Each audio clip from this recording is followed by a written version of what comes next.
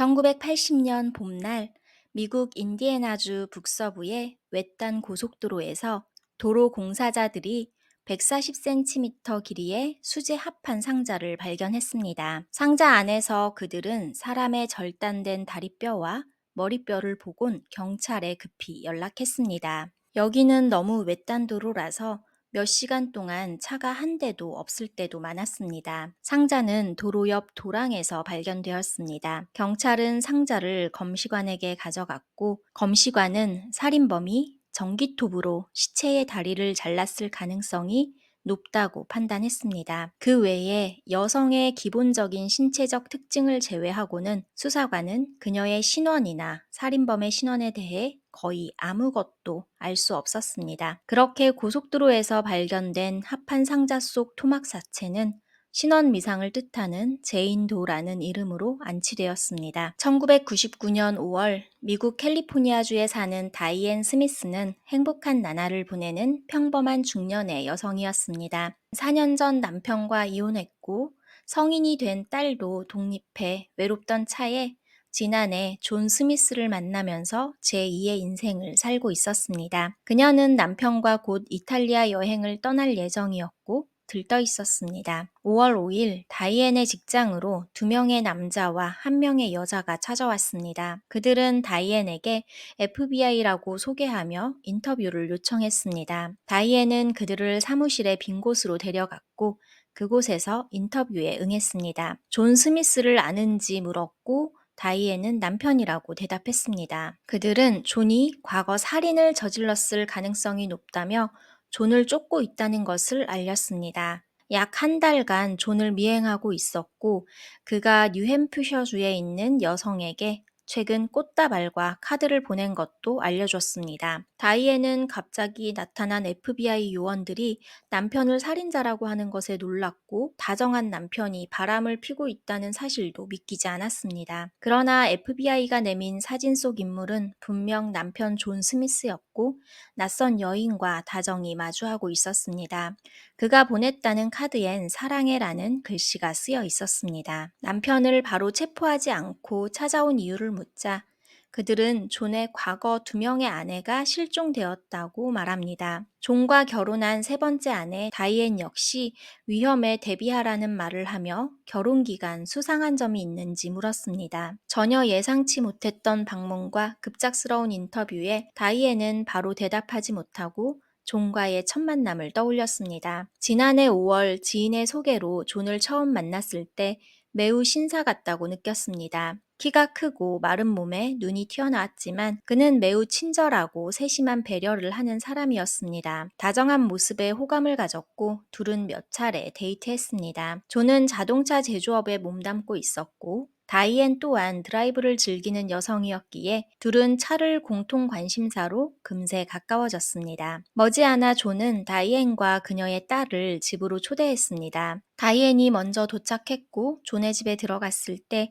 그녀의 눈에 처음 들어온 것은 거실 한가운데 걸려있는 액자였습니다. 옆으로 아무런 장식도 없이 덩그러니 액자만 하나 걸려 있었습니다. 액자엔 여성의 사진이 들어가 있었고 다이앤은 순간 멈칫했습니다. 존은 다이앤을 의식하며 사진 속 인물이 자기의 전처였으며 암으로 사망했다고 말합니다. 그리워서 남겨둔 것은 아니니 금방 치우겠다며 다이앤의 눈치를 살폈습니다. 그러나 다이앤은 사망한 전처에 대한 존의 마음이 컸음을 느끼며 그에게 더 좋은 인상을 받습니다. 잠시 후 도착한 다이앤의 딸 썸머 역시 액자 속 인물 앞에서 멈춰 섰습니다. 다이앤이 딸에게 설명했지만 딸 썸머는 엄마와 달리 사진에서 느껴지는 느낌이 기묘하고 엄마의 남자친구에게 좋은 기분이 들지 않았습니다. 존은 다이앤을 만난 지 3개월 만에 프로포즈했습니다. 다이앤은 너무 이르다고 생각했지만 존이 좋았고 끌렸기에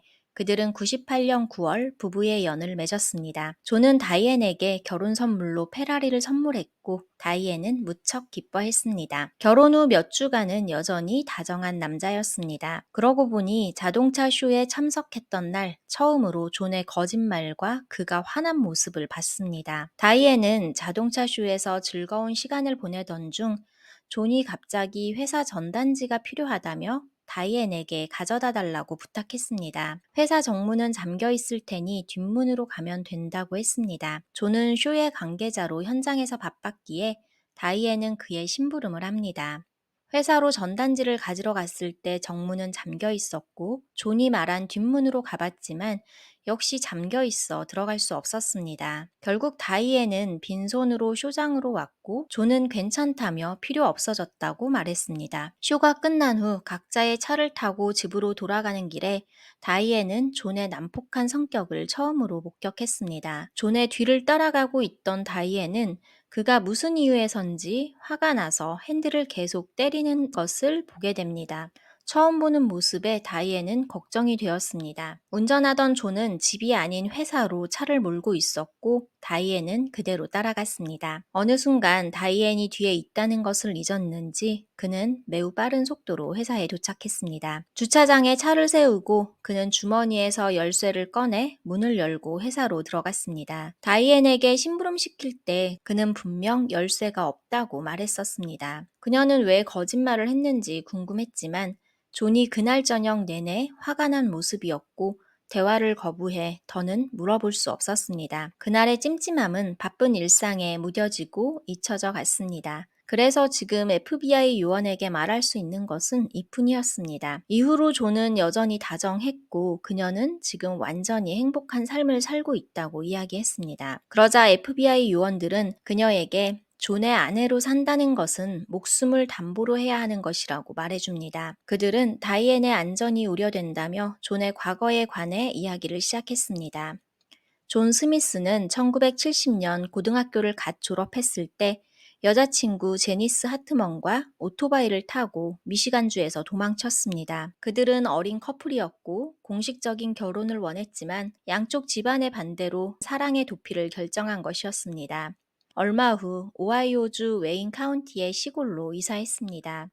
그러나 존은 제니스의 남편이 되자 그녀의 모든 것을 통제하려 했습니다. 제니스는 외출하거나 일자리를 얻는 것도 쉽지 않았습니다. 존의 구미에 맞는 옷을 입어야 했고 휴가 시간도 엄격히 지켜야 했습니다. 지쳐갔던 제니스는 존과 싸우는 날이 늘어갔고 몸에 상처와 멍도 늘어났습니다. 결국 영원할 것처럼 강렬했던 그들의 사랑은 4년 만에 이혼을 맞이했습니다. 4년 만에 자유를 얻은 제니스는 다니던 회사도 그만두고 평소 좋아하던 고고춤을 실컷 출 수 있게 클럽에서 댄서로 일하기 시작했습니다. 하지만 불과 이혼 3일 만인 1974년 11월 17일 제니스는 클럽에서 퇴근 후 흔적도 없이 사라지고 말았습니다. 제니스와 가끔 연락하던 가족들은 더 이상 그녀의 소식을 들을 수 없자 오하이오주에 실종 신고를 했습니다. 경찰은 최근까지 제일 가까운 사이인 존을 찾아갔고 이혼 후 제니스는 작은 빨간 가방만 메고 플로리다로 떠났다고 말했습니다. 그녀가 일하던 클럽을 찾았으나 이제 갓 시작한 제니스에 대해 잘 알지 못했고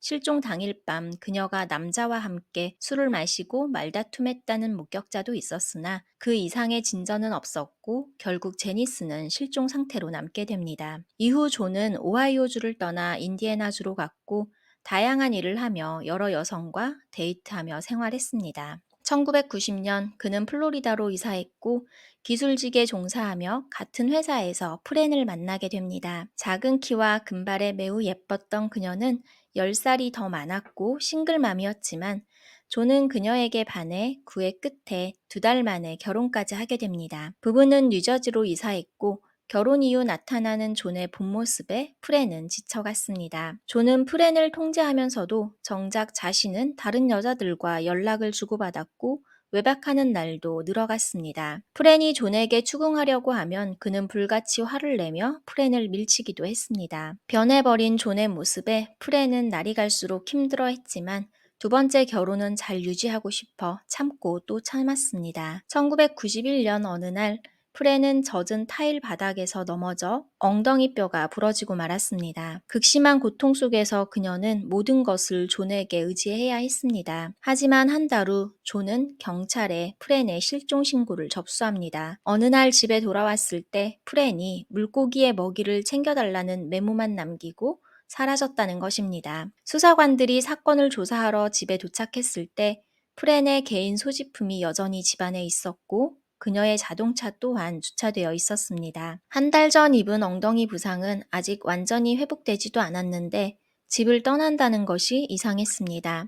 프렌의 딸을 인터뷰했을 때 그녀는 엄마가 존과 사이가 좋지 않았고 부상 또한 존과 싸우다 생긴 것이라고 했습니다. 엄마와 연락이 안 돼 존에게 물었더니 존은 되려 너와 함께 있는 것이 아니었냐고 반문했다고 합니다. 딸은 아니라고 했고 당장 실종 신고를 하라고 요청했습니다. 며칠 후 다시 연락했을 때도 실종 신고를 하지 않았다는 것을 안 딸이 뉴저지로 와서 직접 신고하겠다고 하자 존이 마침내 신고한 것이라고 주장했습니다. 존을 신문하면서 그의 태도를 눈여겨본 수사관은 회복 중인 아내가 실종된 것에 대해 전혀 걱정하지 않는 것 같다고 느꼈습니다. 아내의 실종을 조사하는 것 자체를 불편해하고 있었습니다. 경찰은 수사하면서 존의 이전 결혼 경력에 관해 물었습니다. 존은 제니스를 사랑했지만 이혼할 수밖에 없었다고 했습니다. 뉴저지 경찰은 오하이오주 웨인 카운티에 요청해 존의 첫 번째 아내 제니스가 실종되었다는 사실을 알아냈습니다. 한 남자와 결혼한 두 여자의 실종은 매우 의심스러운 것이었습니다. 그러나 프렌의 실종도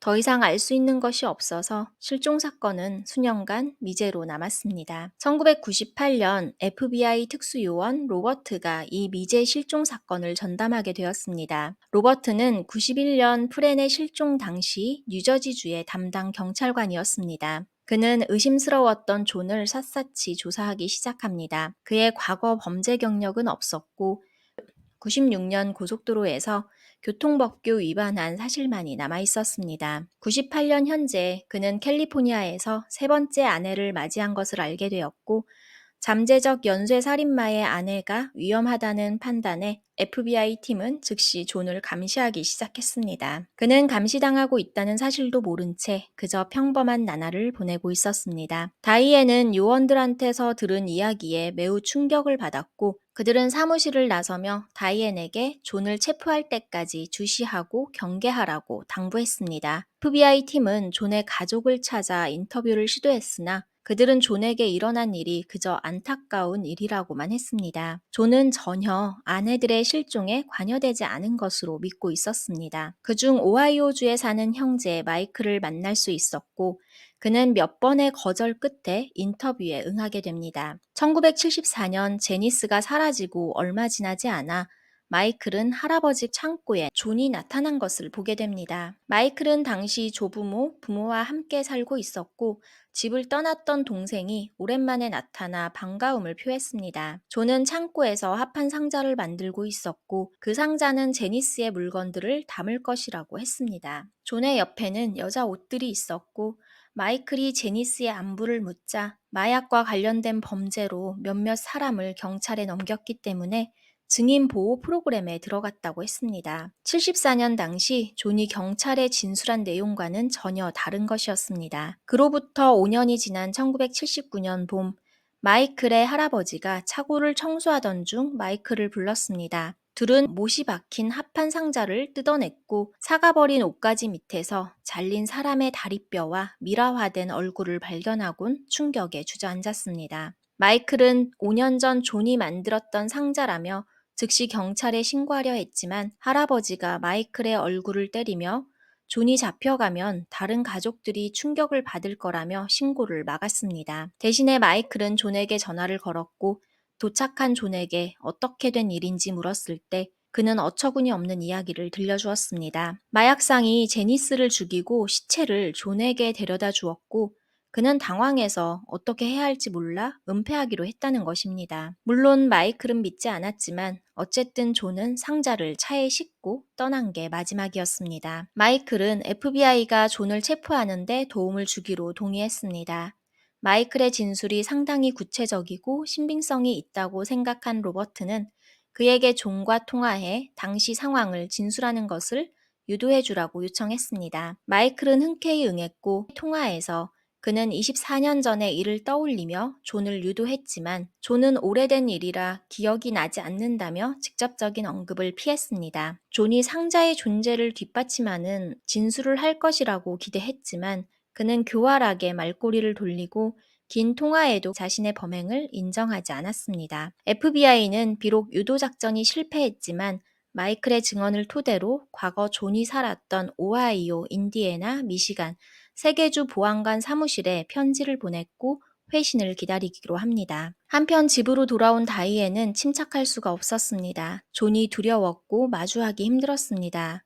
그녀는 존이 잠들 때까지 잠을 이루지 못했고 사무실에 출근해서 잠을 자기도 했습니다. 평소 같지 않은 다이앤이 걱정된 존은 그녀가 좋아하는 식당에서 저녁 식사를 하기로 했으나 그날 존은 안절부절 못하더니 갑자기 집에서 만나자며 차를 타고 먼저 식당을 떠나버렸습니다. 그리고 그는 그대로 사라져버렸습니다. 사흘간이나 집에 들어오지 않았던 존은 전화를 걸어 자신이 FBI에 조사를 당하고 있지도 않은 일을 자백하라며 고문당했다고 다이앤에게 말했습니다. 그러면서 그는 다이앤이 FBI를 만났는지 물었고 그녀는 아무런 대답도 할 수 없었습니다. 다이앤과 딸 썸머는 이 집을 떠날 준비를 하고 있을 때 밖에서 차가 들어오는 소리가 들렸습니다. 존이라고 직감한 다이앤은 황급히 문을 걸어 잠그고 커튼을 쳤습니다. 문이 잠긴 자기 집 앞에서 그는 몇 번이나 문을 발로 걷어찼고 창문 너머로 매우 화가 난 그의 표정을 읽을 수가 있었습니다. 다이앤은 그가 미치거나 단순히 화난 사람이 아니라 악마의 얼굴 같다고 느꼈습니다. 모녀는 두려움에 떨며 경찰에 연락했습니다. 문 밖에서 존은 얘기만 하자며 문을 열라고 계속해서 고함을 지르고 있었습니다. 경찰이 존을 체포하는 동안 FBI가 여러 주에 보냈던 편지에 회신을 받습니다. 로버트는 1979년 이후 신원 미상의 토막 사체가 발견된 적이 있는지, 합판 상자가 발견된 적이 있는지 세계주의 보안관 사무실에 편지를 보냈었습니다. 존이 그 상자를 가져간 후 어딘가에 유기했을 확률이 높다고 생각했기 때문입니다. 그 결과로 인디애나주의 한 보안관으로부터 1980년 초 고속도로에서 인간의 유해가 들어있던 의심스러운 상자를 발견했다고 회신받습니다. FBI 팀은 곧장 인디애나주로 갔고 보안관 팀과 함께 1980년에 묻힌 제인도 무덤 앞에 섰습니다. 그리고 시체를 발굴하고 제니스의 어머니와 DNA 검사를 하자 일치하는 것으로 나타났습니다. 2001년 7월 존 스미스는 첫 번째 아내를 살해한 혐의로 체포되었습니다. 그는 재판에서 살해 혐의를 부인했으나 당시 정황과 무엇보다도 형 마이클의 증언과 발견된 합판 상자 속 사체는 강력한 증거였습니다. 배심원들이 심의 끝에 그에게 유죄 판결을 내렸고 판사는 그에게 종신형을 선고했습니다. 제니스의 사건이 밝혀지면서 두 번째 아내인 프렌의 가족 또한 미제 실종 사건이 해결될 것으로 기대했지만 프렌에 대한 증거는 너무나도 적었기에 혐의를 내릴 수 없었습니다. 형이 확정되고 다이앤은 비로소 교도소에서 존을 마주했습니다. 그녀는 존에게 프렌을 살해했는지 물었지만 그는 절대 아니라고 대답했습니다.